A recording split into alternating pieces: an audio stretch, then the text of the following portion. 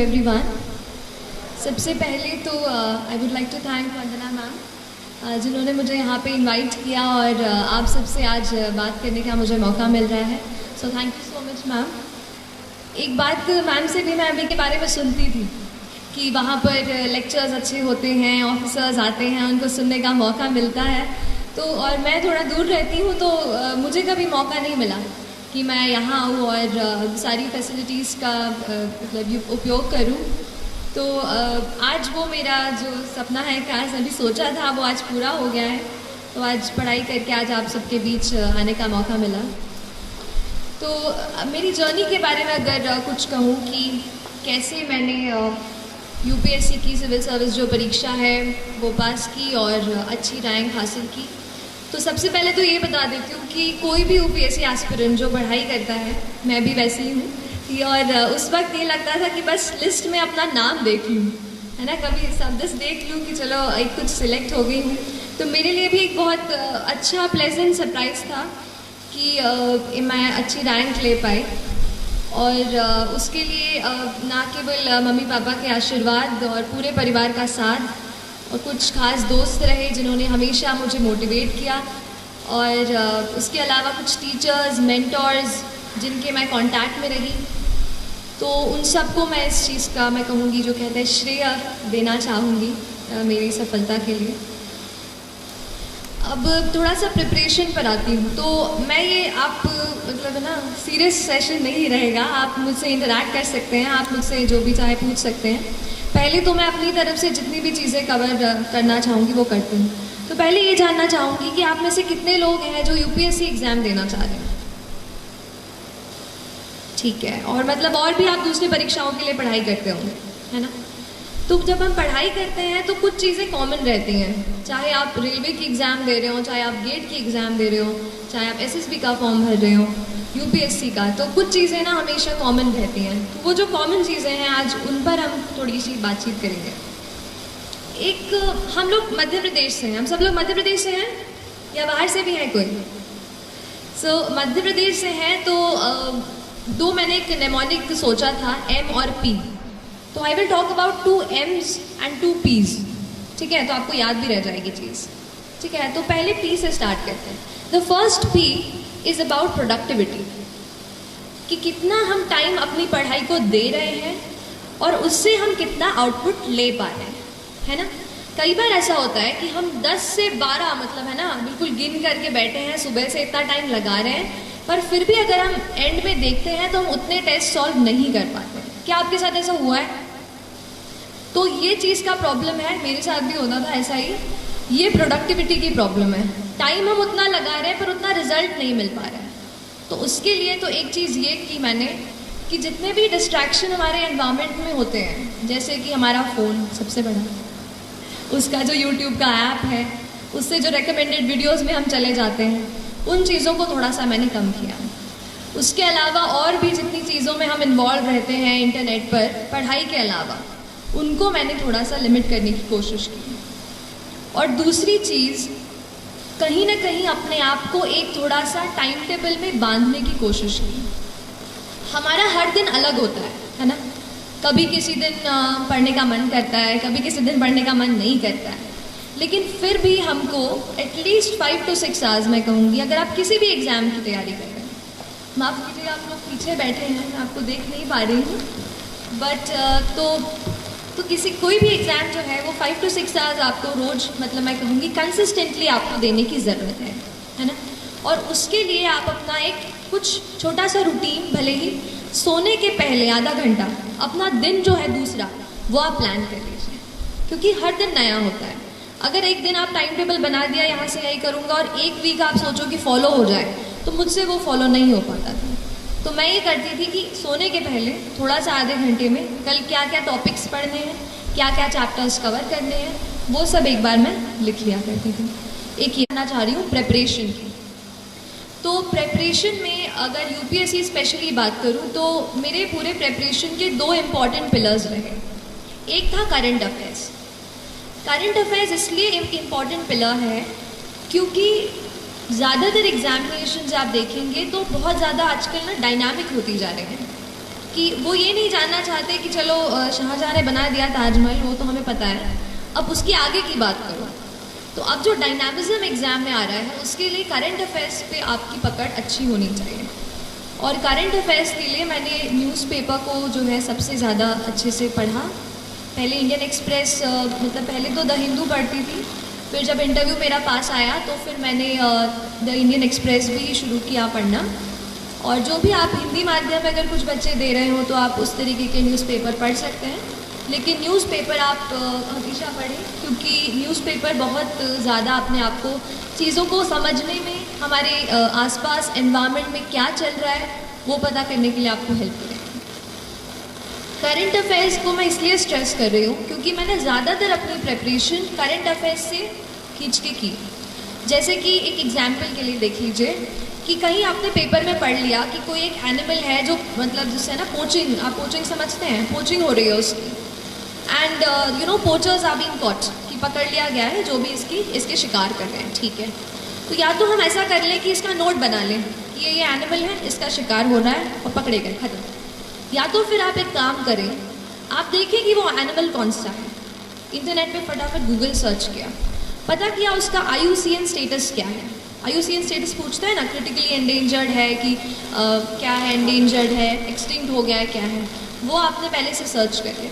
फिर आपने देखा कि उस एनिमल वो कहाँ पाया जाता है, कौन से नेशनल पार्क में इट इज़ फाउंड। अच्छा चलिए असम में मिलता है, तो असम में और कौन से नेशनल पार्क्स हैं। मतलब एक पॉइंट पकड़ के न्यूज़पेपर का आपको उसके साइड में जितनी भी चीज़ें हैं वो उसी वक्त कवर कर लेंगे। उससे होगा क्या, उस दिन का आपका एनवायरनमेंट का एक सेक्शन कवर हो जाएगा। ऐसा करके पॉलिटी हो गई, या फिर जो भी हम, जैसे हम साइमल्टेनियस इलेक्शन के बारे में पढ़ते हैं, या फिर और भी प्रेसिडेंशियल पार्लियामेंट इलेक्शंस के बारे में पढ़ते हैं, उनसे रिलेटेड जो भी न्यूज़पेपर में आ रहा है, फिर आप उसकी और डीप में स्टडी करें, है ना। एक ये चीज़।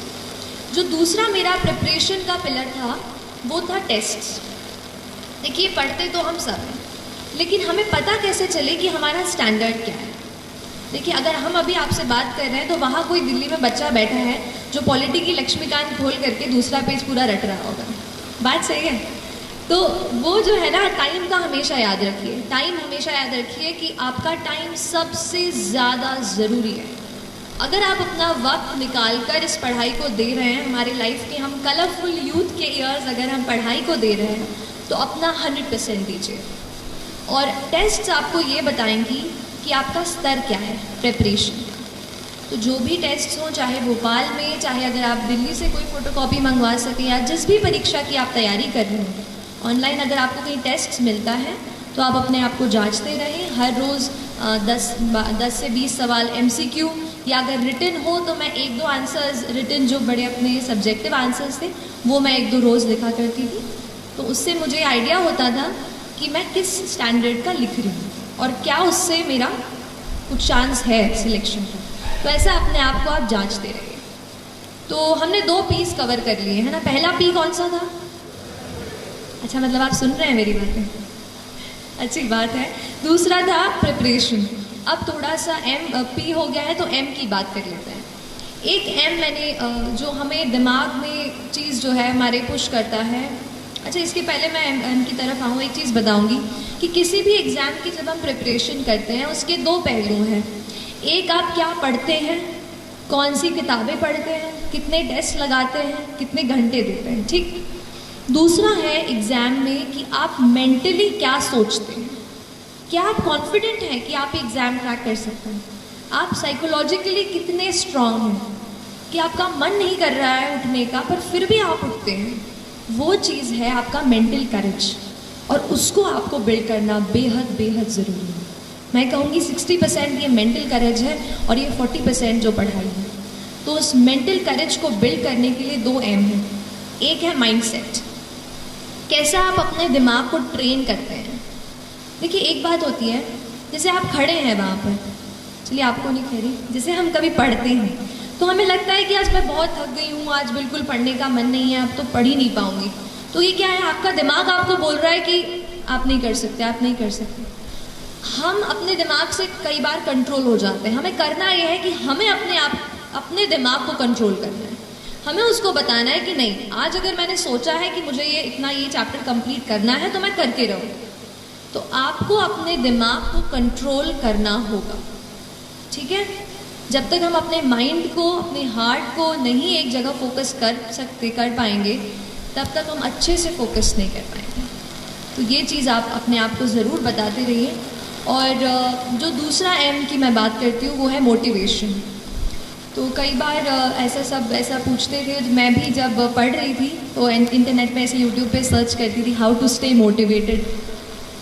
तो लेकिन वो चीज़ मुझे बाद में समझ आई कि बाहर का कोई इंसान मुझे नहीं बता सकता कि how will I stay motivated. तो फिर थोड़ा अंदर मुझे झांकना पड़ा और तब मुझे समझ आया कि मैं कैसे मोटिवेट हूँ। तो फिर जब आपको मन करे ना कि आज तो हो गया, आज बहुत पढ़ाई कर ली, तब अपने आप से पूछो कि ऐसा क्या है जिसने मुझे पुश किया कि मैं ये करियर चुनूँ। ऐसा क्यों है कि मैं एसएसबी के एग्ज़ाम के लिए बैठ रही हूँ या बैठ रहा हूँ। Why is it. अगर आपका वाई तगड़ा है ना तो आप पूरी जर्नी से अच्छे से निकल जाओगे। इसलिए अपने वाई को, why do you want to join the civil service, why do you want to clear this exam, that is very very important. So don't start कि अगर करूँगा तो अच्छा वो मिल जाएगा, प्रेस्टीज मिल जाएगी। अगर आप प्रेस्टीज को सोच कर अगर आप सिविल सर्विस का एग्ज़ाम देने जा रहे हैं तो माय डियर फ्रेंड्स, ज़्यादा दिनों तक वो आपको मोटिवेट नहीं रख पाएगा।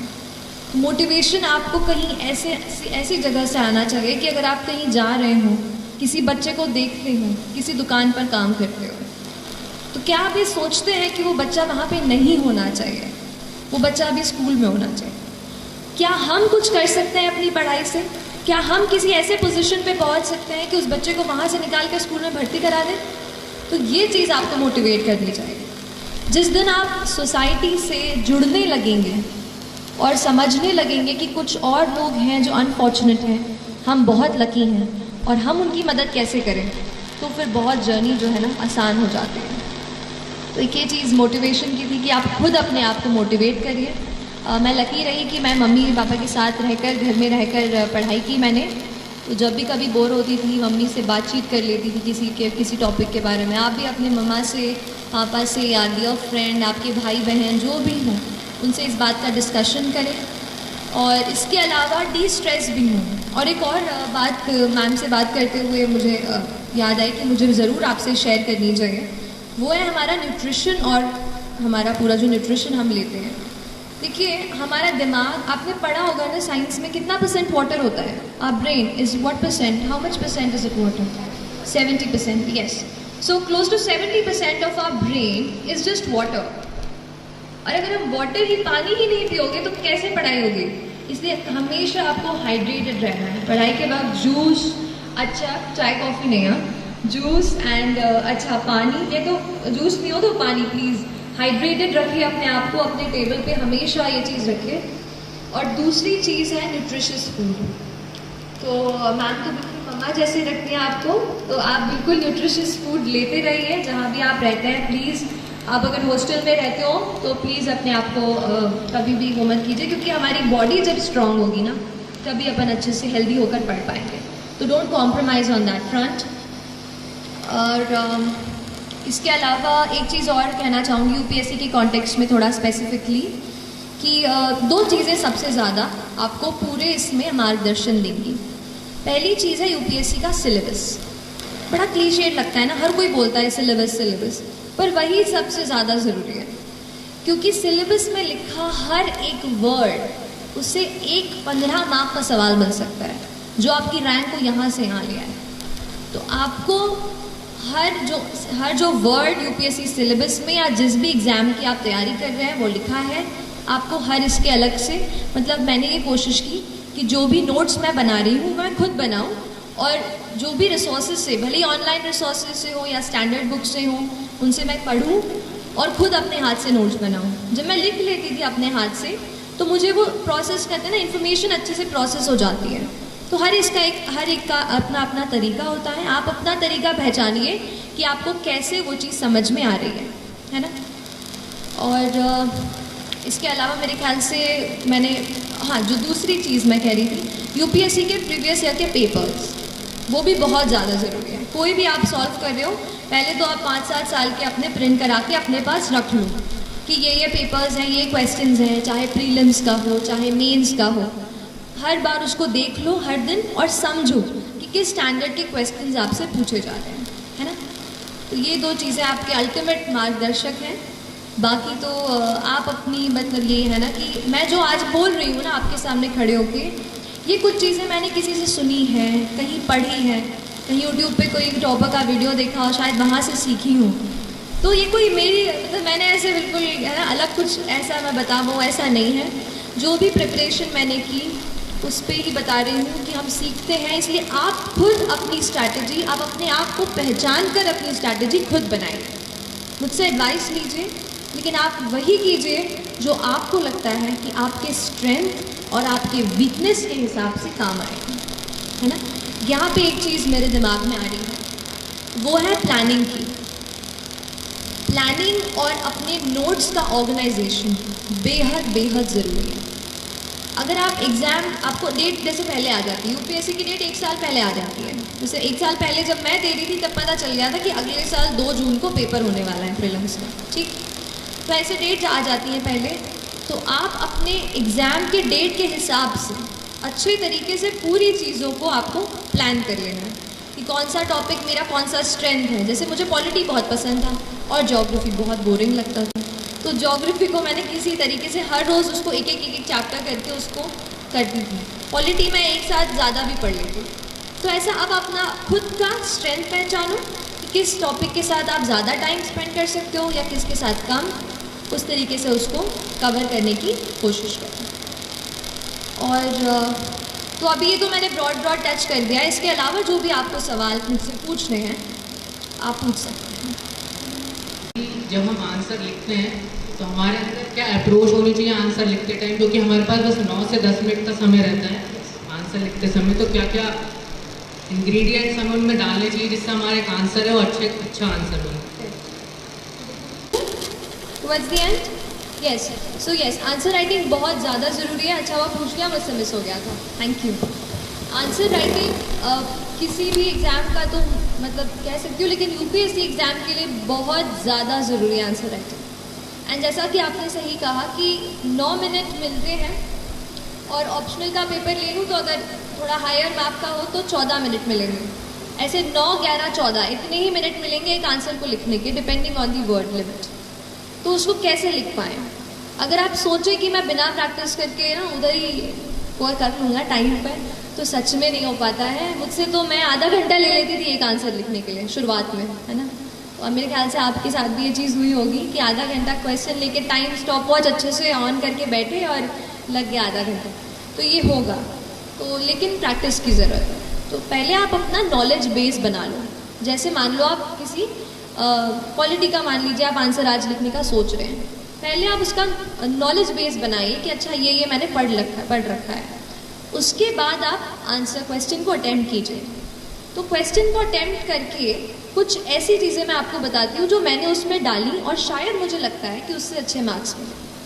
कोई भी आंसर अगर केवल जैसे शुरू किया, थोड़ा सा बताया, और वो है ना एक स्टैंडर्ड फॉर्मेट की introduction, then body, then conclusion, ये तो हम लिखते ही हैं। इसके अलावा आप अपने आंसर्स में कुछ फैक्ट्स कोट कर सकते हैं।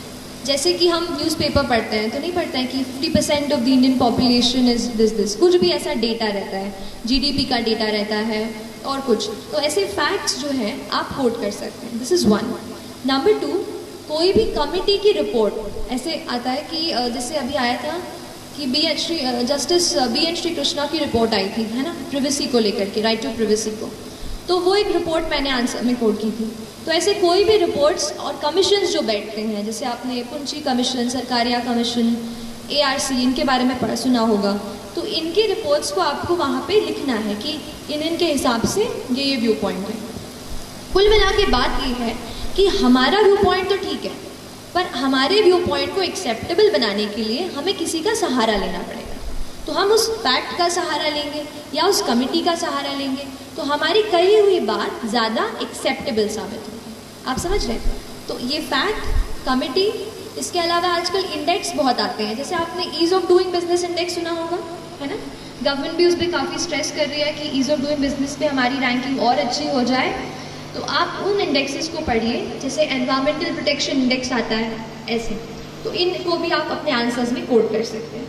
And as far as time is concern, तो मैंने एक स्टॉप वॉच खरीदी थी छोटी सी, और बस फिर आंसर्स लिख करके अपना टाइम ऑन करके बार बार प्रैक्टिस करती हूँ। हर रोज़ 1 से 2 आंसर आप लिखो, और अगर आपके पास ऐसे 8 to 9 मंथ्स का टाइम है तो आप उतना डेवलप कर लेते हो स्पीड कि आप उतने टाइम में कर पाओ। बस एक चीज़ और कहूँगी कि आप मॉक टेस्ट ज़रूर दीजिएगा, भले मेंस दे रहे हो या प्रीलिम्स दे रहे हो। मॉक टेस्ट से उस टाइम में कैसे अपने आप को ढालना है वो हम अच्छे से समझ सकते हैं, है ना। और कोई क्वेश्चन? गुड आफ्टरनून मैम, मेरा क्वेश्चन है कि यूपीएससी में जो क्वेश्चन आते हैं किस तरीके के क्वेश्चन में पैराग्राफ का यूज़ सूटेबल रहेगा, और जो अनुच्छेद पॉइंट वाइज उनमें कैसे कॉम्बिनेशन होना चाहिए या फिर कैसे डिफरेंस? जी ठीक है, आप बैठ जाइए। तो कई बार ऐसा मतलब आता है, हम डाउट में रहते हैं कि पैराग्राफ में लिखना है या पॉइंट्स में, बट ये बहुत ही सिंपल सी चीज़ है। It depends on the demand of the question, ठीक है। अगर क्वेश्चन में ऐसा टेल वर्ड आप समझते हैं, एनालाइज, क्रिटिकली एनालाइज, एन्यूमरेट, है ना, ये सब दिया रहता है, एग्जामिन। तो जैसे एन्यूमरेट बोला है तो एन्यूमरेट मतलब तो नंबर में लिखना है, चलो बात पक्की है। अगर कोई और चीज़ आपको खुद समझनी है, जैसे मैं कभी कभार शुरू ऐसे करती थी, पहले डेफिनेशन लिखती थी, इंट्रोडक्शन उससे शुरू कर दिया, फिर मैं उसको डिवाइड करती थी आंसर को, जैसे social, political, economic, legal, environmental. जैसे कोई आपको मुद्दा दे रहे हैं कि ये चीज़ हो रही है और उसका इम्पैक्ट पूछ रहे हैं, right. So you give the social impact, the economic impact, the cultural impact, legal, environmental, ऐसे करके। सो ऐसे पॉइंट्स भी आप लिख सकते हो। So it depends on the nature of the question, point number 1। Number 2, आपको खुद को उसमें वेराइटी लानी है। अगर आप पूरा आंसर पैराग्राफ में लिख देते हैं, जैसे मेरा ऑप्शनल जो था वो सोशियोलॉजी था, अब सोशियोलॉजी में ज़्यादा स्कोप नहीं है कि आप पॉइंट्स डाल पाओ, है ना, थोड़ा सा थ्योरेटिकल सा सब्जेक्ट है समाजशास्त्र, तो उसमें मैं ज़्यादा पॉइंट्स नहीं डाल पाई। पर जैसे पॉलिटी का पेपर हो गया, इकोनॉमी का पेपर हो गया, इसमें मैं काफ़ी पॉइंट्स में वो किया है। तो आप उसी के बेसिस पे प्रैक्टिस करें और उस तरीके से आप उस क्वेश्चन के हिसाब से डिसाइड करें कॉम्बिनेशन क्या होना चाहिए। ज़रूरी नहीं है पूरा आंसर पैराग्राफ में या पैरा में हो, दो पैराग्राफ में या पॉइंट्स में हो, दोनों चीज़ें आप मिला सकते हैं। और कोई सवाल? कि आपका जैसे सोशियोलॉजी ऑप्शनल था, तो उसमें जो पेपर 1 है वो थोड़ा स्टैटिक है, बट जो पेपर 2 है वो डायनामिक नेचर का है थोड़ा, तो उसके लिए रिसोर्सेज क्या है और स्ट्रैटेजी क्या रही है? कि मैंने केमिकल इंजीनियरिंग से ग्रेजुएशन किया है, लास्ट ईयर कंप्लीट किया, तो बहुत मन में सवाल थे। अब मेरे साथ ऐसा था कि ऑप्शनल में केमिकल इंजीनियरिंग अवेलेबल नहीं था, तो I had to choose something else. तो मैंने पहले सोशियोलॉजी चूज़ किया और उसकी किताबें पढ़ी, लगा यार इंटरेस्टिंग है, पढ़ते हैं। अगर बुक लिस्ट पे आऊँ तो मैंने ट्रायल एंड एरर से बुक्स ढूंढी हैं, किसी टॉपर्स ने सजेस्ट की थी, उनकी बुक्स देखी, और फिर कुछ खुद ही मैंने पढ़ के उनके नोट्स बनाए। तो पेपर 1 के लिए तो काफ़ी सारे, जैसे हैरलम्बस एंड हील्ड तो सब पढ़ते हैं, जो ऑरेंज वाली पतली किताब आती है हैरलम्बस एंड हील्ड, वो एक मैंने पढ़ी थी। और अगर पेपर 2 पे आ जाऊँ सीधा, जो आपके क्वेश्चन पे कि काफ़ी डायनामिक है, तो नंबर 1 न्यूज़पेपर्स तो आपको पढ़ना है बहुत तरीके से, क्योंकि न्यूज़पेपर्स में कुछ ऐसी चीज़ें आप पढ़ लेते हैं which you can directly quote in your answers. एक एग्जाम्पल देती हूँ, जैसे मैंने एक आर्टिकल पढ़ा था एक मैगजीन में, जिसमें लिखा था कि कुछ लड़कियाँ जिससे बॉर्न हो जाती हैं और उनके पेरेंट्स नहीं चाहते कि लड़की बॉर्न हो, तो उसको नपुंसक नाम दिया जाता है। तो ये थोड़ा यूनिक एस्पेक्ट है। तो अगर किसी गर्ल चाइल्ड के बारे में कोई सवाल हो तो आप उसमें एग्जाम्पल दे सकते हैं कि किस तरीके से हमारे कल्चर में एक ऐसा वर्ड अब आ गया है कि if a female child is unwanted, उसको हम क्या नाम देंगे। तो ये कितनी अनफॉर्चुनेट चीज़ है, आप इसको कोट कर सकते हैं। तो एक तो न्यूज़पेपर्स। अगर बुक लिस्ट या बुक्स की बात करूँ कि मैंने क्या रेफ़र किया, तो आज मैंने प्रिपरेशन शुरू कर दी थी, बाद में ये बुक मेरे हाथ में आई। इसमें पूरा पेपर 1 और पेपर 2 साथ में दिया हुआ है, नितिन सांगवान सर की किताब है। उसमें वो भी IAS हैं और उन्होंने लिखी है, तो उसमें पेपर 1 पेपर 2 दोनों मिल जाएगा, दैट्स 1। मैंने कास्ट के स्पेशल एस्पेक्ट्स को कवर करने के लिए नदीम हसनैन की किताब है। तो नदीम हसनैन की ट्राइब्स वाली नहीं है, sociology, general sociology, Nadeem Hasnain वो। और फिर रूरल सोशोलॉजी के लिए दोषी एंड जैन की किताब आती है, वो आप पढ़ सकते हैं, है ना। ये कुछ है, बाकी अभी तो ऐसा ही है। बाकी आप तन्वी सौंतियाल मैम, उनकी बुक लिस्ट आप पढ़ सकते हो, काफ़ी कुछ मैंने उनसे भी सीखा है।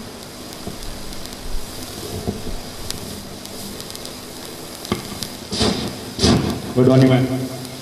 में। तो क्या आप बता सकते हैं कि आपने सोशियोलॉजी कैसे ऑप्शनल सेलेक्ट किया? क्योंकि हम इंजीनियरिंग फील्ड से करते हैं और कहीं भी कनेक्शन नहीं है सोशियोलॉजी पॉलिटिक्स या किसी से, फिर आपने कैसे डिसाइड किया कि चलो सोशियोलॉजी चूज कर लेते तो मैं इसमें सही कर पाऊंगी, स्कोर कर पाऊंगी? ठीक है, बैठ जाएगा। तो कैसे चूज़ किया, जैसे मैं ये टच कर ही रही थी अभी पिछले सवाल में कि सिर्फ केमिकल इंजीनियरिंग नहीं था ऑप्शन में, ठीक है, तो मुझे कुछ और ही चुनना था। अब केमिस्ट्री ना बहुत अलग हो जाती है केमिकल इंजीनियरिंग से, तो फिर मैंने कुछ ऐसा सब्जेक्ट दो मेरे दिमाग में थे, one was political science, the other was sociology. So I bought the books of both the subjects. Initial जो बुक्स होती हैं वो दोनों सब्जेक्ट्स की मैंने खरीदी।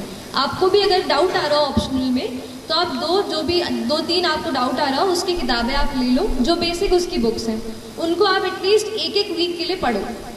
उसके बाद आपको खुद समझ में आ जाएगा कि कौन सा सब्जेक्ट है जिसके साथ में सबसे ज़्यादा टाइम बिता सकता हूँ। क्योंकि ऑप्शनल जो है जैसे यूपीएससी में 500 मार्क्स का है, तो it really makes a change to your score. तो ऐसा ही सब्जेक्ट चूज कीजिए विच यू एंजॉय रीडिंग, जो आपको एक बर्डन ना लगे, है ना। कोई ट्रेंड्स पे या कितना स्कोर कर रहे हैं टॉपर्स, ये सब पे मत जाइए।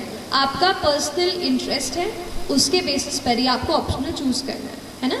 तो बेसिक बुक्स पढ़िए और थोड़ा एफर्ट ज़्यादा डालना पड़ेगा, अगर इंजीनियरिंग के अलावा हो तो थोड़ा डालना पड़ेगा, पर कोई बात नहीं, है ना। किसने कहा था कि चीज़ें सब आसान होंगी लाइफ में, तो करनी पड़ती है यार। लेकिन सच बताऊं तो अगर आप थोड़ा सा एफर्ट डालते हैं ना तो सच में चीज़ें जो है ना, एक ये चीज़ भोपाली वाली कनेक्शन वाली बात बता रही हूँ कि हम भोपाल में रहते हैं, दिल्ली नहीं जाते। मतलब मैं दिल्ली नहीं गई हूँ प्रेपरेशन के लिए, मैंने इंटरव्यू देने के लिए, उसकी प्रैक्टिस करने के लिए दिल्ली गई थी। तो अपन नहीं सोचते हैं कि दिल्ली वाले कुछ अलग पढ़ते होंगे और बहुत सारा पढ़ते होंगे और अपना हो पाएगा कि नहीं।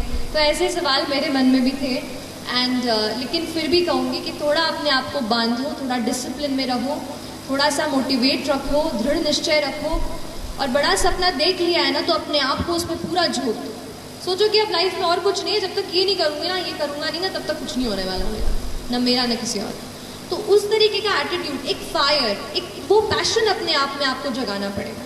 That passion will drive you and that passion will take you places. और अगली बार जब मैं यहाँ पर, आप नहीं मैं नहीं, आप जब यहाँ पे खड़े होंगे तो मुझे ज़रूर बुलाना, ठीक है? ठीक है, तो जो भी सुन रहे हो प्लीज़ आप लोग अच्छे से करनी है। और जब आप यहाँ पे मैडम आपको फ़ोन करके बुलाएं कि बेटा आओ, चलो आप भी बताओ यहाँ पे, तो ज़रूर मुझे भी बताना है। ऐसे ही मतलब ये कहना चाह रही हूँ कि उतनी फायर आपके अंदर होनी चाहिए। ड्रीम बिग, है ना, बड़ा सपना देखने से बिल्कुल मत डरो। लाइफ सबकी चैलेंजिंग होती है, किसी को फाइनेंशियल कंस्ट्रेंट्स होते हैं, कुछ इमोशनल कंस्ट्रेंट्स होते हैं, मेरे साथ भी ऐसी चीज़ें थी। लेकिन फिर भी जब आपने ठान ली है वो चीज़, तो फिर आपका कहते हैं ना कर्तव्य बनता है कि अगर ठान लिया है तो फिर या तो ठानो मत, या तो अगर यहाँ बैठ गए हो ना तो एग्ज़ाम क्रैक करके ही मानो, ठीक है। तो एक ये वो अपना एक ड्राइव, डिटर्मिनेशन अपने साथ रखो, ठीक है। और कोई सवाल? लेकर आंसर राइटिंग में सबसे जरूरी स्टेप होता है कि हम उसको चेक करवाएं या करें।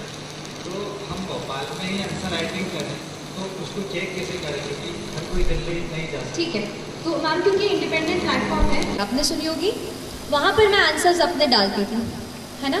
क्योंकि यहाँ पे अगर कोई टीचर नहीं मिल रहा है, कोई मेंटर नहीं मिल रहा है जो चेक कर रहा है, तो वहाँ पे फेलो एस्पिरेंट्स होते हैं जो अपने वहाँ पे डालते हैं। आप उनके आंसर रिव्यू करो, वो आपके आंसर रिव्यू करेंगे।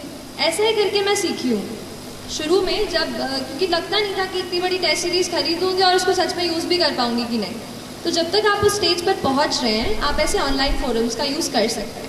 इनसाइट्स ऑन इंडिया एक है, दूसरा IAS बाबा आपने सुना होगा यूपीएससी के लिए वो, और तीसरा फोरम IAS। ऐसे करके मैंने 3 वेबसाइट से मैं जुड़ी रही और उन पे आंसर्स मैं अपने डालती रही, है ना।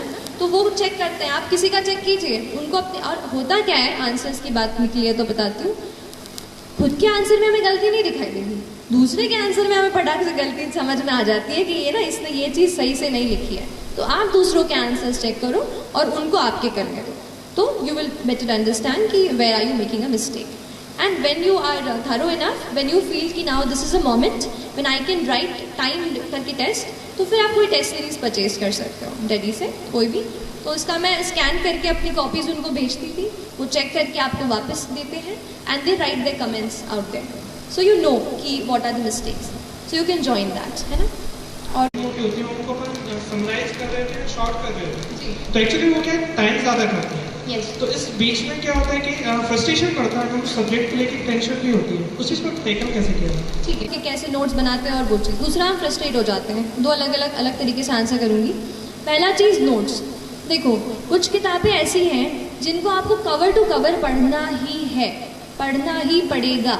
अब उसके नोट्स आप बना लोगे तो या तो आप फोटोकॉपी करा लो, या तो फिर हम क्या करेंगे, कुछ छोड़ देंगे।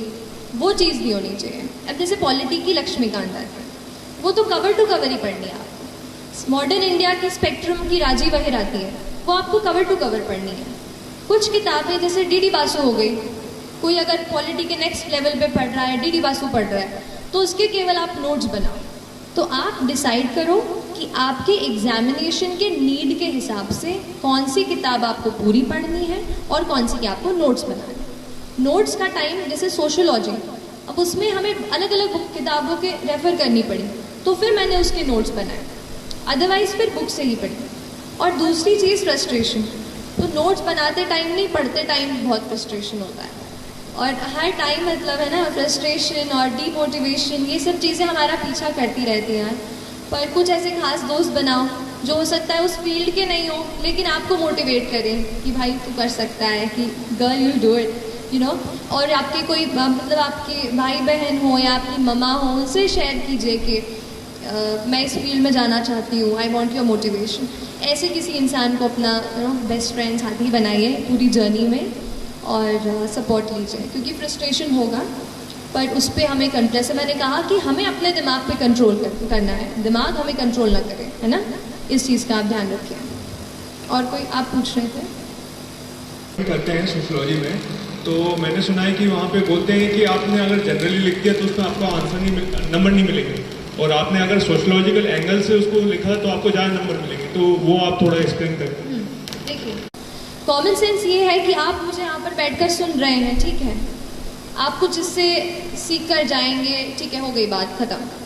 अब इसको सोशियोलॉजी के तरीके से कैसे देखेंगे कि आप सबको हम देख लेंगे, कितने मेल्स हैं कितने फीमेल्स हैं, आप पे थोड़ा रिसर्च करेंगे, आप घर जाके पढ़ाई कर रहे हैं कि नहीं कर रहे हैं, और फिर एक डेटा निकालेंगे कि जिन बच्चों ने यहाँ पे सेशन अटेंड किया था उन्होंने इतनी अच्छे से पढ़ाई की, इन्होंने अच्छे से पढ़ाई नहीं की, तो उस स्पीच का कितना इम्पैक्ट रहा, कितना इम्पैक्ट नहीं रहा। जब मैं उस रिसर्च फाइंडिंग को कोट करके बताऊंगी तो वो सोशियोलॉजी, और जब मैं ऐसे ही कह दूंगी कि हाँ ये जो लड़की है ना ये बहुत अच्छा पढ़ने वाली है, ये कॉमन सेंस।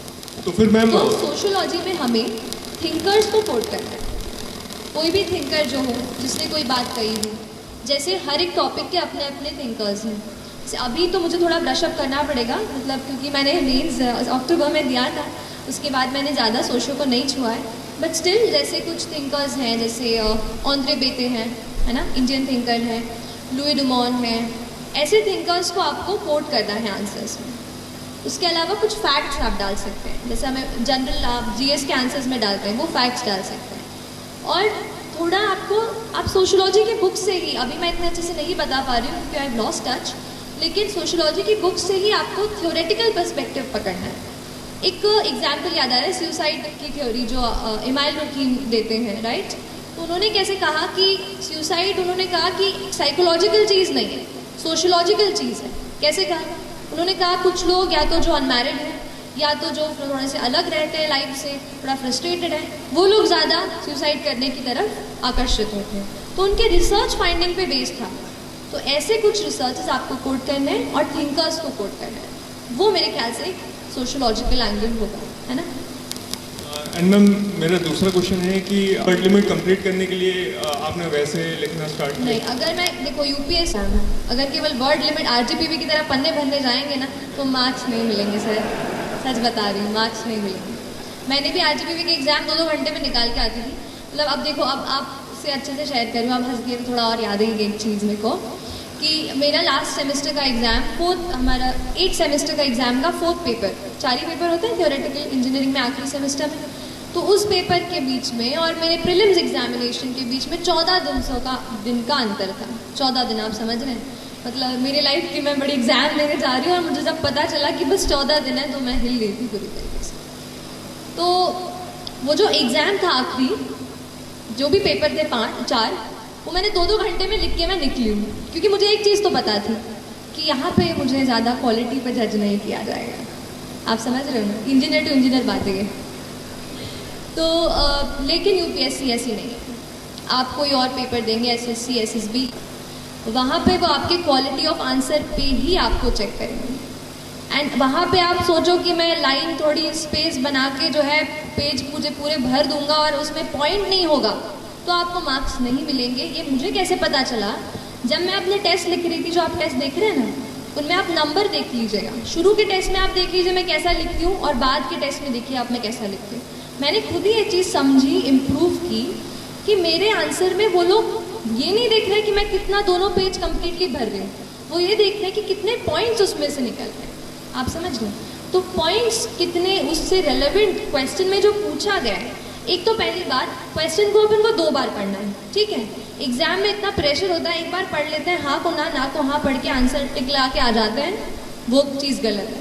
तो क्वेश्चन आप चाहे मेंस का हो चाहे प्री का हो, 2 बार पढ़ो, दिमाग को शांति से दिमाग में घुसाओ, और फिर 10 सेकेंड्स का वक्त लेके फिर शुरू करो आंसर राइटिंग। और ऐसी कोई मेरी वो नहीं रही कि जैसे ज़्यादा स्पेस दूँ या इस तरीके से, ऐसा कुछ नहीं है। अगर आपको ऐसा लग रहा है तो फिर अच्छी बात है, मेरा प्रेजेंटेशन अच्छा काम कर गया है ना। तो बस हाँ, क्योंकि देखो प्रेजेंटेशन भी इम्पॉर्टेंट होता है ना। एक चीज़ पे आ जाती हूँ कि देखो कोई एग्जामिनर आपकी कॉपी चेक कर रहा है, उसे कोई मतलब नहीं है सृष्टि देशमुख कौन है, कोई मतलब नहीं। उसके लिए बस एक गड्ढा है कॉपी का, राइट। अपने लिए वो अपनी पूरी लाइफ की वो है ना मेहनत अब उनको दे रहे हैं। तो आप कैसे दूसरों से अलग आपकी कॉपी चमके, इस बात पे आपको थोड़ा वर्क करना पड़ेगा। तो आपकी कॉपी प्रेजेंटेबल होनी चाहिए। ऐसा नहीं कि बिल्कुल मोतियों के अक्षर लिखने हैं, ऐसा कुछ नहीं है। नॉर्मल आप हैंड राइटिंग लिखो, बट उसको समझ में आ जाए एग्जामिनर को, मतलब उसको चश्मा, अब वो प्रोफेसर्स होंगे उनको ज़्यादा वो ना करना पड़े, दिक्कत ना हो, उनके लिए आसानी हो, ऐसा आंसर लिखो। प्रेजेंटेबल भी हो, थोड़े बहुत, जैसे आपने पूछा था ना कि आप क्या आंसर में करते हो, तो मैंने थोड़े फ्लो चार्ट वगैरह भी बनाए। मैप मैंने सीखा कि कैसे मैं 10 सेकेंड में इंडिया का मैप बना लूँ, तो वो मुझे एक चीज़ काम आई। जैसे एक क्वेश्चन आया था कि आप रामसर वेटलैंड साइट्स बताइए इंडिया में कौन से हैं। तो इधर मैं लिख देती कि 2 Ramsar wetland sites are Deepor Beel in Assam and Bhojpal lake in Bhopal, ठीक है। मैंने क्या किया, छोटा सा मैंने 10 सेकंड में फटाक से एक मैप बनाया, वहाँ पे असम के साइड पे एक गोला बना के वहाँ लिख दिया दीपोर बिल और इधर लिख दिया भोजपाल लेक। तो उससे क्या हो गया, प्रेजेंटेशन इम्प्रूव हो गया। हो सकता है आधा मार्क मैंने वहाँ एक्स्ट्रा चुरा लिया हो। ऐसे करके आपको अपने आंसर्स को इम्प्रूव करना है और ये प्रैक्टिस से आएगा। मैम जस्ट टू कंफर्म, मैं समराइज करने के लिए, आपने पहला बोला कि सोशोलॉजिकल एंगल में अपने को थिंकर्स को कोट करना है तो उससे ज़्यादा मार्क्स मिलेंगे अपने को, ठीक है। तो मैम जीएस का जो आंसर अपन लिखते हैं और सोशोलॉजी का जो आंसर लिखते हैं, दोनों में सिर्फ यही फ़र्क है कि अपने को थिंकर्स का आपने, मैं आपको एक बताऊंगी कि मैं सच बता रही हूँ वेरी ऑनेस्टली। अभी मेरा थोड़ा टच छूट गया है सोशियो का, तो मैं इतना अच्छे से नहीं बता पा रही हूँ। आप मेरे आंसर शीट्स दूसरी वेबसाइट पे जहाँ पे मैंने सोशियो की टेस्ट सीरीज ली थी, आप वहाँ से मेरे आंसर्स पढ़िए and you will get to know कि व्हाट आई राइट डिफरेंटली, है ना। बाकी अब मैं इनको चांस दूँ प्लीज़, है ना, पूछने के लिए। ये कुछ स्पेशल फोकस एरिया जो जिस पर ध्यान दिया जाए मैडम। ठीक है ठीक है ठीक है। प्रीलिम मेरे मार्क्स आए, मुझे अभी अभी पता चला कि 98 कट ऑफ गया था, वो तो पहले पता चल गया था। मेरे 106 मार्क्स आए, तो कोई खास बहुत तगड़े मार्क्स नहीं है मेरे, लेकिन फिर भी पूछा है, अब थोड़ा क्रॉस कर लिया है। तो बस ये बोलूँगी कि अपनी एग्जाम की पैटर्न को पहचानो। यूपीएससी में कुछ, जैसे पॉलिटी एक ऐसा सेक्शन होता है कि वो पूछेंगे ही पूछेंगे आपसे, और वहाँ अगर आपने गलत कर दिया तो ऐसे हज़ारों बच्चे हैं जो पॉलिटी को मास्टर करके वहाँ बैठे, तो वहाँ तो एक भी आपका सवाल गलत नहीं होना चाहिए। तो पॉलिटी को आप पूरा पक्का करके जाओ। पिछले साल मॉडर्न हिस्ट्री से भी बहुत ज़्यादा सवाल आए थे, तो उसको भी आपको अच्छे से कवर करना है, ठीक है। तीसरी चीज़, करंट अफेयर्स में जो एनवायरमेंट पूछा जाता है वहाँ से भी क्वेश्चंस आए हैं, तो करंट अफेयर्स का एनवायरमेंट। फिर मुझे याद आ रहा है गवर्नमेंट स्कीम्स जो हैं वो भी बेहद ज़रूरी है ना। प्रधानमंत्री उज्ज्वला योजना, ये योजना, वो योजना, सारी योजनाओं को लिख लो एक पेज पे कि ये इस मिनिस्ट्री की है, वो उस मिनिस्ट्री की है, और वैसे उसको याद करने की कोशिश करो, है ना। तो ये कुछ इंपॉर्टेंट पॉइंट्स हैं, पॉलिटी और modern history, environment, current affairs. और हाँ, आजकल ना बुद्धिज़्म जैनिज़्म से बहुत सवाल आने लग गए हैं। पिछले साल ही 2 सवाल आ गए, तो अब वो मुझे कहीं नहीं मिला, तो मैंने एग्ज़ाम के एक दिन पहले बस विकीपीडिया का बुद्धिज़्म और जैनिज़्म का पूरा पेज पढ़ लिया। उसी से वो स्थानकवासी मुझे आ गया और एक मैत्रेय करके क्वेश्चन था, वो मुझे आ गया। तो ऐसे कुछ आपको खुद ढूंढना पड़ेगा। कि कौन सा कहाँ से पूछ रहे हैं, क्योंकि आप गारंटी तो नहीं ले सकते कि एनसीईआरटी पढ़ लिया है तो एनसीईआरटी से सवाल आ ही जाएगा। थोड़ा सा आपको एलिमिनेशन टेक्निक से भी प्रैक्टिस करना पड़ेगा, है ना। एलिमिनेशन आप समझते हैं कि ये नहीं है, ये तो हो ही नहीं सकता, ये इसमें डाउट है, और ये तो इन दोनों में फिर कौन सा बेस्ट है, ऐसा एलिमिनेशन करके भी आपको आंसर्स पे पहुंचना होगा। मैं कहूँगी 100 सवालों में से 30 से 35 सवाल आपको डॉट श्योर आने चाहिए। उसके बाद के जो 20-25 हैं उस पर आप खेल सकते हो कि कहाँ कौन सा है, कौन सा थोड़ा बहुत दिमाग लगा के इंटेलिजेंट गेस, है ना। ऐसा रैंडम गेस भी नहीं लगाना है, इंकी पिंकी टाइप्स, है ना।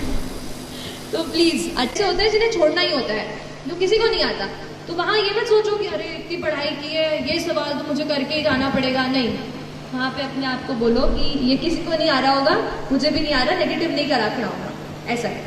थोड़ा अपनी स्ट्रैटेजी आप खुद बनाओ कि 100 क्वेश्चंस को मैं कैसे अटेम्प्ट करने वाला हूँ, ठीक, हाँ, है ना, ठीक है। तो इन्होंने ये पूछा कि मेंस में हम जो नोट्स बनाते हैं उनको किस तरीके से टॉपिक वाइज अरेंज किया मैंने, और कैसे मुझे फिर एग्ज़ाम में मैंने कैसे उसको किया कि मुझे उस टाइम पे याद हो जाए।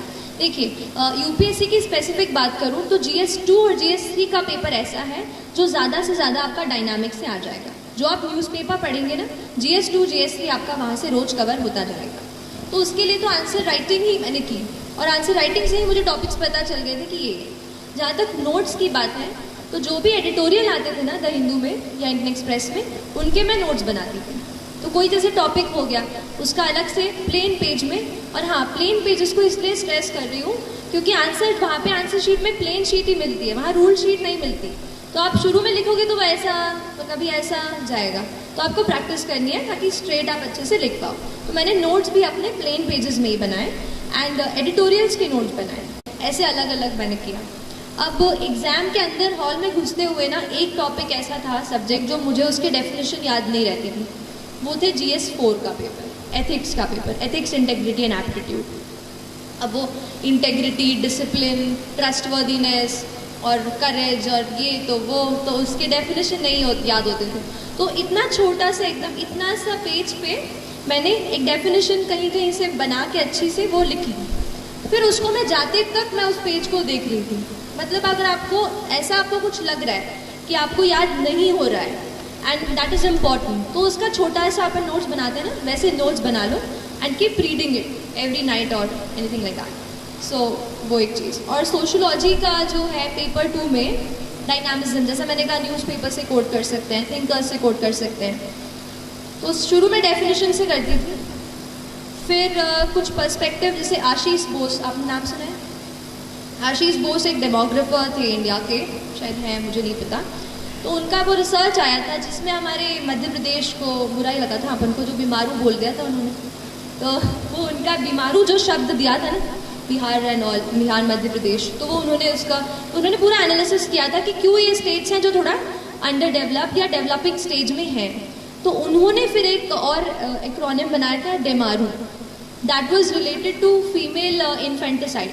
तो उनके मैंने फिर रिसर्च स्टडीज़ या वो भी मैंने कोट किया आंसर्स में। तो अभी तो सोशोलॉजी पे मैं कुछ ऐसा सोच रही हूँ, कुछ ऐसा राइटअप या बुक लिस्ट बना करके मैं नेट पे ऐसा कुछ शेयर कर दूँगी, तो एक वहाँ से आप हेल्प ले लेना। बहुत जल्द मैं कोशिश कर रही हूँ कि सोशोलॉजी की जो भी चीज़ है, कहीं वेबसाइट या कहीं ब्लॉग ऐसे मैं आपसे शेयर करूँ, तो आप वहाँ से भी वो चीज़ देख सकते हो, है ना। और कोई क्वेश्चन? यहाँ पे रहें कि दिल्ली जाएँ, तो यहाँ पे जैसे लोकल मेट्रो क्या सबसे अच्छा रहेगा?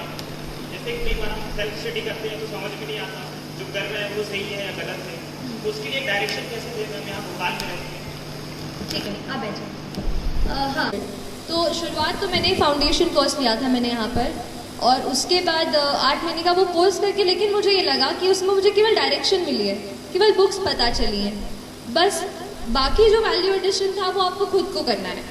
तो इसमें आप ये जो मैंने वेबसाइट्स बताई ना, ये आपको पूरा हर दिन ट्रैक करती रहेंगी। हर दिन आपको डेली करंट अफेयर्स इस पे आएंगे, कहीं आपको इस पे एडिटोरियल के नोट्स आ जाएंगे, कहीं क्वेश्चंस वो डाल देंगे हर रोज़ 5 से 10। तो इस तरीके से आप इनसे जुड़े रहो। दूसरी चीज़, अगर आपको लग रहा है कि कोई टॉपिक आपका वीक है, तो आप ऑनलाइन क्लासेस दिल्ली से जो वेबकास्ट होती हैं उनको आप सब्सक्राइब कर सकते हो, है ना। तो स्पेसिफिक टॉपिक जैसे कोई ज्योग्राफी हो या इकोनॉमी में किसी को दिक्कत हो तो वो कर लो, उससे थोड़ा सा मोटिवेशन आपका बढ़ जाएगा। मतलब आप सोचोगे कि चलो यार खरीदा है तो फिर उसको देखना ही पड़ेगा, वो बात आ जाती है थोड़ी सी। तो आप वो कर सकते हो, वहाँ से टेस्ट या फिर क्लासेस आप ज्वाइन कर सकते हो, है ना। और कोई सवाल?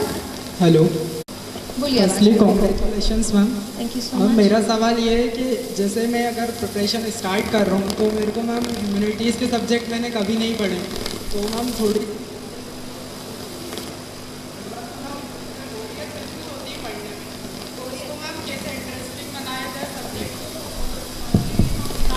तैयारी, तो शुरुआत में प्रिपरेशन से शुरू किया जाए ताकि हम आगे उसमें बात कर सकें। ठीक है, तो ह्यूमैनिटीज़ पढ़ना शुरू किया है तो सीधा बुक से शुरू मत करो। मैंने क्या किया था, न्यूज़पेपर्स उठाए थे सबसे पहले। तो कॉलेज जाती थी, बस में एक न्यूज़पेपर शुरू में आधा, आते टाइम आधा, ऐसे करके, क्योंकि कॉलेज के साथ मैंने प्रिपरेशन किया तो टाइम एकदम है ना पूरे दिन का भी मुझे कम मिला।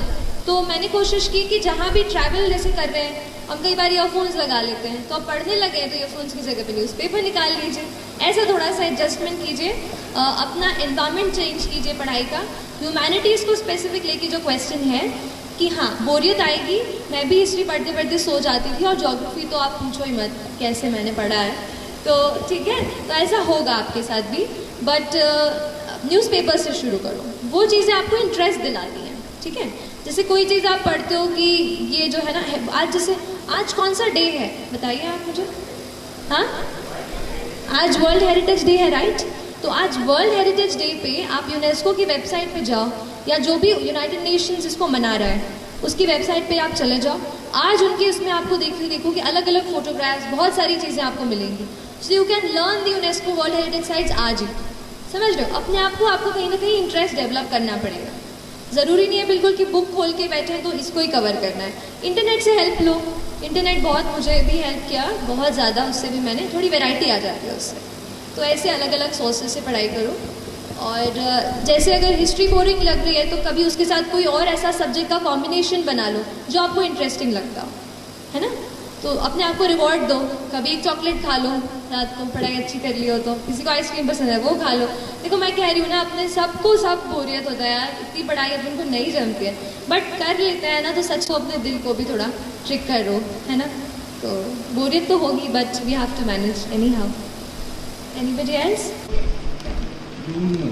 My question is, what you did in your last month before prelims, and why did you shift from Hindu to Indian Express, and how do I make balance among solving mocks, revising static, focusing on current affairs and CSET also efficiently in coming days?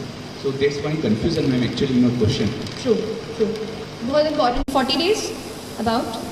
तो you know इतने time में आप कुछ test लगा चुके होंगे, तो उन टेस्ट को आप ये समझो कि वो नेचर ऑफ मिस्टेक जो आप कर रहे हैं वो क्या है। देखो गलतियाँ हम सब करते हैं, मेरे भी 90 मार्क्स ही आया करते थे ऐसे मॉक में इतने दिन पहले, 80, 90, 70, तो मुझे लगा ये 110 का आंकड़ा तो मैं पार नहीं कर पाऊँगी, ऐसा होगा। तो लेकिन आपको क्या करना है, आपकी जो मिस्टेक कहाँ हो रही है उसको आप पकड़ो। अच्छा मिस्टेक कैसे, नॉलेज का गैप है क्या, कहीं कोई चीज़ मैंने कि मुझे 3 में से 1 आ रहा है फिर भी मैं अटेम्प्ट कर रहा हूँ और वो नेगेटिव हो जा रहा है, वो पकड़ो। कभी कभार हम सिली मिस्टेक कर देते हैं, A का B, B का D मार्क कर देते हैं, तो क्या ऐसी मिस्टेक है? अपने नेचर ऑफ मिस्टेक को एनालाइज करो। और अगर आपको ये लगता है, मेरे साथ ऐसा हुआ था कि मेरा नॉलेज का गैप सामने आ रहा था कि this thing I have not studied, तो उस टाइम पे फिर मैंने पेपर लगाना कम कर दिया और थोड़ा अपनी रीडिंग पे, स्टडी पे फिर से फोकस किया, ठीक है। तो आप स्टडिंग पे फिर से जाओ, जो आपका वीक एरिया है, जहाँ आपके क्वेश्चंस गलत हो रहे हैं, आप उसको फोकस करो।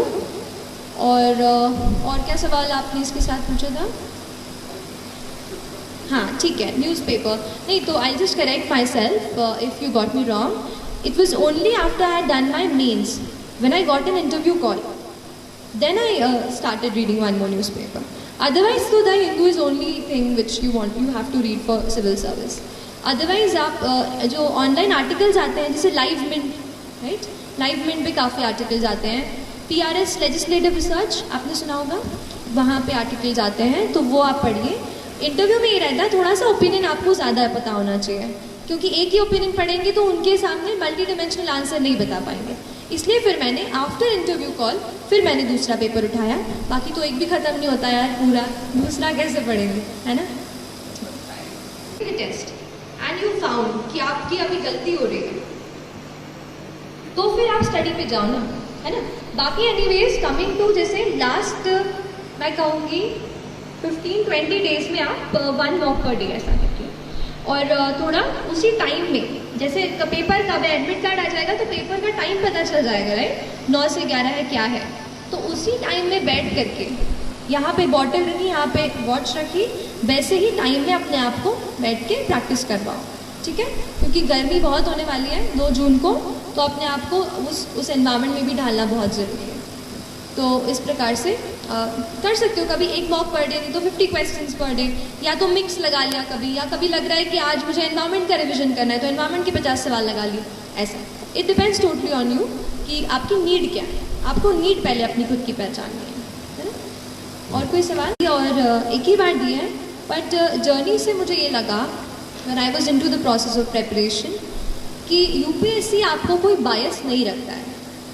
देखिए, आप समझने की कोशिश कीजिए, पीटी आया पीटी गया, पीएमटी आया पीएमटी गया, पर यूपीएससी की जो ऑथेंटिसिटी है, जो उसकी क्रेडिबिलिटी है, वो आज तक मेंटेन है।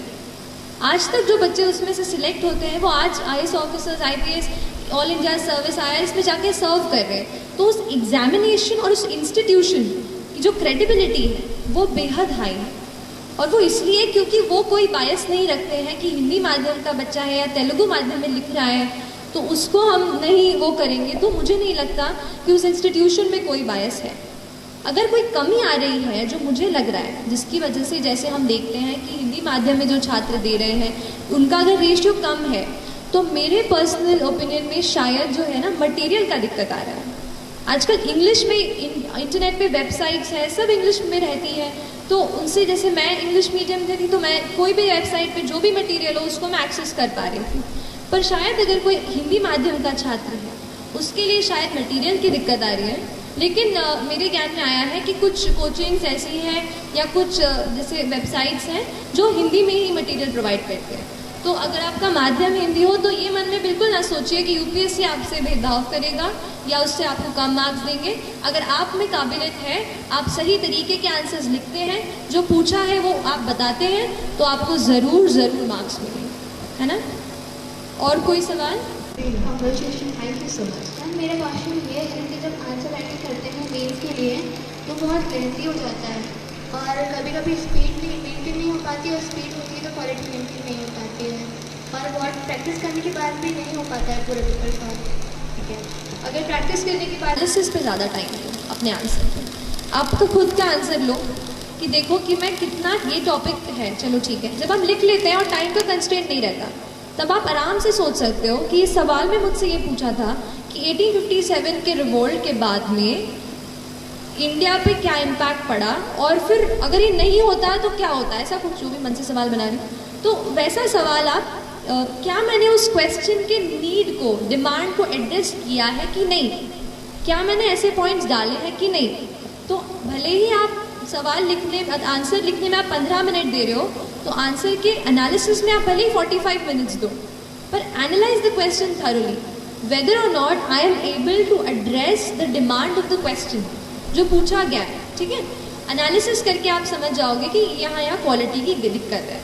तो फिर आप, मैं कहूँगी शुरू में आप टाइम मत सोचो, आप सोचो ठीक है जितना टाइम ले रही हूँ लेने दो, धीरे धीरे वो हो जाता है। आप एकदम अपने आप को टाइम के कंस्ट्रेंट में मत बांधो, क्वालिटी पे ज़्यादा फोकस करो, है ना। एंड एक और चीज़ है, क्योंकि इन्होंने, एक सेकेंड, इनका सवाल क्योंकि गर्ल ने पूछा था, I just share one fact with you. 759 बच्चे सिलेक्ट हुए इस साल, ठीक है, फाइनल लिस्ट में यूपीएससी की, and there are just 182 girls ma'am, just 182 out of 759। मतलब हम 50-50 हैं, और यहाँ पर हमारा इतना जेंडर इम्बैलेंस है। तो मैं सारी गर्ल्स जो अभी मुझे सुन रहे हैं, टेल यू प्लीज़ खूब सारा अच्छे से पढ़ाई करो। ये जो जेंडर इम्बैलेंस चल रहा है ना 759 में से बस 182, ये हमें बढ़ाना है बस सिलेक्शंस, ठीक है। तो प्लीज़ ऑल द गर्ल्स, हमारे पास डिस्ट्रैक्शन कम होते हैं ना, दोस्त नहीं होते बाहर ऐसे घूमने फिरने के लिए ज़्यादा, तो उस चीज़ का थोड़ा फ़ायदा उठाओ और अच्छे से प्लीज़ अपने आप को डेडिकेट होकर पढ़ाई करो please. This message is specially for girls, otherwise तो सबके लिए ही बोल रही हूँ। आप पूछिए प्लीज़। जब हम स्टडी करते हैं उस टाइम कुछ डेटा ऐसा होता है जो हमें याद नहीं रहता है, और आंसर राइटिंग करते टाइम या टेस्ट सीरीज देते टाइम हम वो फॉरगेट कर जाते हैं, ठीक है। तो इससे क्या होता है मैम, हमारी स्टडी में जो हम और आगे करने वाले होते हैं तो थोड़ा डिप्रेस्ड हो जाते हैं और ठीक है, माइंड सेट नहीं बनता। देखिए, डेटा की जाने क्या किया, एक डेटा कॉपी करके, डेटा बुक करके एक अलग से छोटी सी नोटबुक बना ली।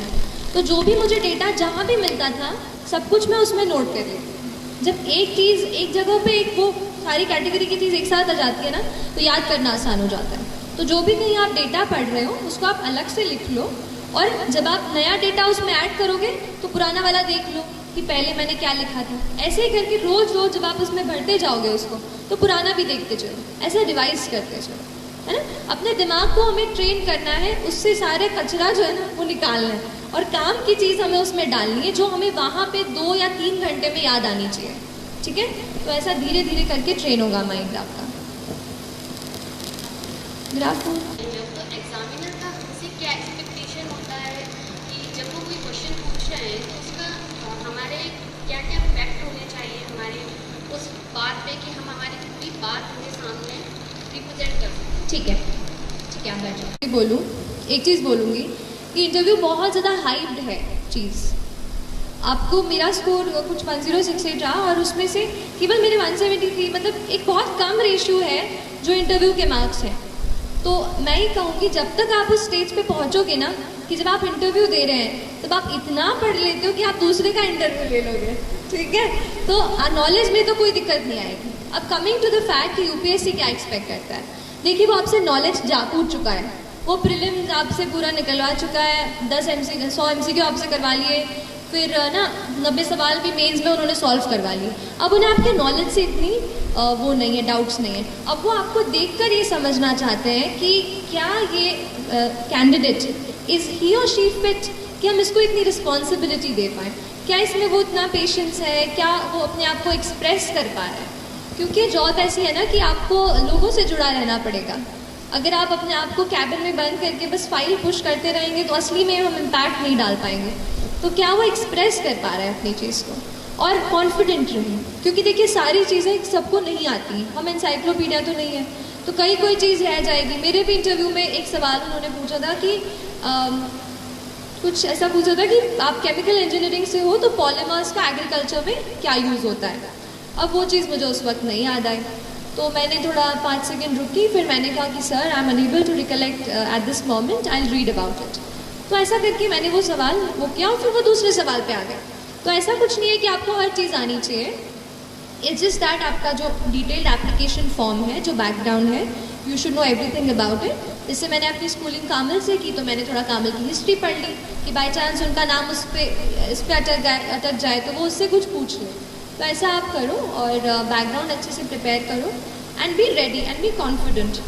They just want you to be confident so that you express yourself well and you're patient even when they try to heckle you। मतलब वो कुछ ऐसा करें कि आपको थोड़ा अजीब लगे और उस वक्त भी आप अपना ध्यान ना खोएं और अच्छे से उत्तर दे सकें। मेरे ख्याल से वो इतना एक्सपेक्ट करता है, क्योंकि बाकी की ट्रेनिंग तो वो देंगे हमको, बस अब स्टूडेंट की तरीके से हमें जांचते हैं, तो इतना कुछ नहीं है इसका। और कोई आप पूछना चाह रहे थे?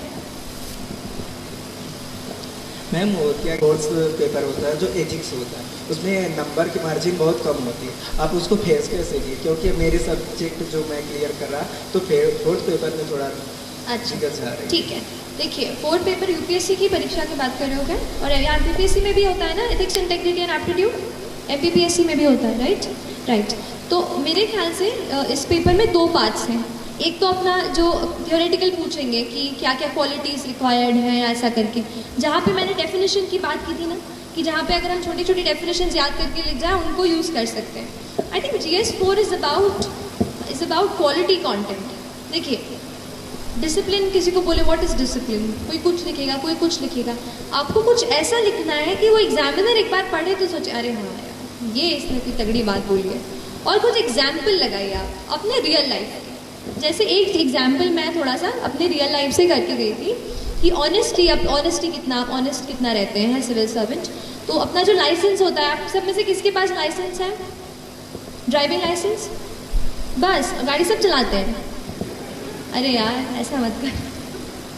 तो लाइसेंस का ऐसा हुआ था कि वहाँ पे मैं गई और फिर कोई कह रहे थे जैसे रिलेटिव कि आप ये इनको पे कर दो एजेंट को और वो आपका लाइसेंस बनवा देगा। मैंने कहा नहीं, जो ऑफिशियल प्रोसीजर है उससे करेंगे। मुझे 5 दिन लग गए, 5 दिन मुझे ऑफिस के चक्कर काटने पड़े, बट एटलीस्ट मेरे मन में वो सेटिस्फैक्शन रहा कि मैंने ऑफिशियल प्रोसीजर से किया है और किसी एडिशनल इंसान को, मिडिल मैन को पैसा नहीं दिया है। तो एक वो चीज़, जैसे ये पर्सनल एक्सपीरियंस की बात होती है, तो कोई ऑनेस्टी पे कोई पूछ रहा है कि how will you be honest, तो आप कोट कर सकते हो कि ये मेरा पर्सनल एक्सपीरियंस है। ऐसा कहीं आपने कहीं एनेक्डोट पढ़ लिया, किसी की बात पढ़ ली कि कुछ, अभी मैं कहीं पढ़ रही थी मध्य प्रदेश में एक ऐसी कहीं जगह है, जगह की नाम नहीं याद आ रहा है, जहाँ पर लड़कियाँ मैकेनिक का काम सीख रही हैं। तो वहाँ पर जो है बहुत अचंभा हो रहा है, बहुत सारी लड़कियां जो और बाहर जैसे काम के लिए नहीं जा पा रही हैं, वो गांव में ही अपने वहीं पे जिला में ही जो भी गाड़ियां आती हैं उनको रिपेयर कर देती हैं। तो कितनी यूनिक बात है ये। तो विमेन एम्पावरमेंट की कोई बात चल रही हो एथिक्स के पेपर में, तो ऐसा कोई एग्जाम्पल आप कोट कर सकते हो। तो एक ये चीज़ आप डेफिनेशंस, और दूसरी चीज़ जो केस स्टडीज़ की आती है ना, हमें सिचुएशन दे दी जाती है कि you are in this situation, now what will you do. तो इसकी प्रैक्टिस आप करो। उस एक बुक आई थी एथिक्स, इंटेग्रिटी एंड एप्टीट्यूड की, जिसमें केस स्टडीज़ ही दी थी बस। तो वो बुक मैंने ली थी, उन केस स्टडीज़ को मैंने अच्छे से पढ़ा और फिर मैंने अपना पर्सपेक्टिव सोचा कि मैं अगर उस पोजीशन में हूँ तो एक एथिकल इंटीग्रल, मतलब ऐसा ऑफिसर मैं क्या सोचूंगी उस वक्त, वो घर पे आपको प्रैक्टिस करनी है। और एथिक्स का जनरली पेपर लंबा होता है, तो उसका राइटिंग की स्पीड आपको ध्यान रखनी पड़ेगी। तो ये 2-3 चीज़ें हैं ना आप। और कोई Any more questions here? It's taking too much long and thanks to me. जो हम इंग्लिश मीडियम के लिए जो है रिसोर्सेज बहुत ज़्यादा है, तो हिंदी मीडियम वाले बच्चों के लिए रिसोर्सेज कम है। Yes. तो मैम जो हम आंसर राइटिंग करते हैं तो हम हमारी कॉपी कैसे चेक करें? देखिए, मैं ऐसे चीज़ों के कांटेक्ट में नहीं आई हूँ जो हिंदी मीडियम वाले उसको करते हैं, लेकिन मुझे ऐसा लगता है कि लास्ट 5 को रिजल्ट आया था, आज 18 तारीख, ऐसे बहुत सारे लोगों से मैं मिली हूँ जो इस इंडस्ट्री में काम कर रहे हैं एज ए टीचर या एज एन एस्पिरेंट। तो मैं उनके साथ कोशिश करूँगी कि मेरे से जितना हो पाए ये चीज़ बढ़े, क्योंकि ये मैं समझती हूँ कि हिंदी मीडियम के लिए थोड़ा सा मटेरियल का प्रॉब्लम हो रहा है। तो देखते हैं, बट आपसे ये कहूँगी थोड़ा सा मेहनत आपको थोड़ी ज़्यादा करनी पड़ेगी। आप थोड़ा नोट्स आप खुद अपने बनाओ और कुछ किताबें हैं उनको जो हिंदी में दी हैं उनको पढ़ो, या कोई इंग्लिश में पढ़ के इजी इंग्लिश, जैसे थोड़ा बहुत तो आप समझ सकते हैं, है ना, तो उसको आप अपने आप पढ़ाते हैं। और जो हिंदी टेस्ट सीरीज़ लगाते हैं, देते हैं, है ना, जो आपके आंसर्स चेक करके आपको दें, ऐसे कुछ मैं समझती हूँ। क्योंकि मध्य प्रदेश में हम हैं और काफ़ी हिंदी माध्यम के बच्चे हैं, तो आप ऐसे किसी टीचर्स से जुड़िए। और आई सपोज मैम भी मतलब इस पर आप थोड़ा मैम देखिएगा, अगर बच्चों को हेल्प हो पाए, कोई भी टीचर अगर हिंदी माध्यम से बच्चों की कॉपियाँ चेक कर पाए, है ना, तो ऐसा कुछ थोड़ा ढूंढना पड़ेगा। और अगर मेरे कांटेक्ट में कोई आता है तो मैं मैम को ज़रूर इन्फॉर्म करूँगी, तो आप उनसे पूछ लीजिएगा, है ना, ठीक है। तो ख़त्म। मैं एक ना मैं कल ना परसों एक यूट्यूब वीडियो देखी, तो वो मैं आपके साथ शेयर करना चाहूँगी। बस ये बात है कि बिफोर आई से those lines, thank you so much for lending me your ears. आप लोगों ने मेरी बातें सुनी, मेरे से इंटरेक्ट किया मेरे साथ, और मुझे बहुत बहुत अच्छा लगा दैट अगर यहाँ से अगर आप 2 भी चीज़ अगर कुछ अपने प्रिपरेशन में इम्प्लीमेंट करेंगे तो पूरा मेरा यहाँ पे आना पक्के से सफल हो जाएगा, और अभी भी हो गया है। तो प्लीज़ आप अच्छे से पढ़ाई कीजिए और डिस्ट्रेस भी होइए, ऐसा नहीं है बस पढ़ाई करनी है। थोड़ा सा आप अपने दोस्तों के साथ मूवी भी देखिए, कभी फन टाइम भी इंजॉय कीजिए। लेकिन अगर आपने फोकस बनाया है, अगर you have decided that this is something that you have to do in your life, so I tell you there is nothing more powerful in this universe than a human being with a purpose. You know, if हम एक human being हैं, we are a ball of energy. अगर हम ये decide कर लें that we have a purpose in mind, then nobody can stop us. Believe in this thought. मैं यहाँ पे बिल्कुल वो चीज़ फॉलो करके आपके सामने खड़ी हूँ, and you can be here as well, है ना। तो please believe in yourself, don't get demotivated. If you get, फिर से अपने आप को ट्रैक पे ले आओ। और 1-2-4 लाइन ही है कि डर मुझे भी लगता था फासला देखकर, डर मुझे भी लगता था फासला देखकर, पर मैं बढ़ता गया रास्ता देखकर। डर मुझे भी लगता था फासला देखकर, पर मैं बढ़ता गया रास्ता देखकर। खुद ब खुद मेरे नज़दीक आती गई, खुद ब खुद मेरे नज़दीक आती गई मेरी मंजिल मेरा हौसला देखकर, मेरी मंजिल मेरा हौसला देखकर। तो आप अपना हौसला बुलंद कीजिए, बड़ा सपना देखिए, बड़ा सपना देखने से डरिए मत, लेकिन जितना बड़ा आपने सपना देखा है उतनी ही बड़ी मेहनत करेंगे तो आप यहाँ आएंगे और फिर मुझे ज़रूर बुलाएंगे, है ना? चलिए, थैंक यू सो मच।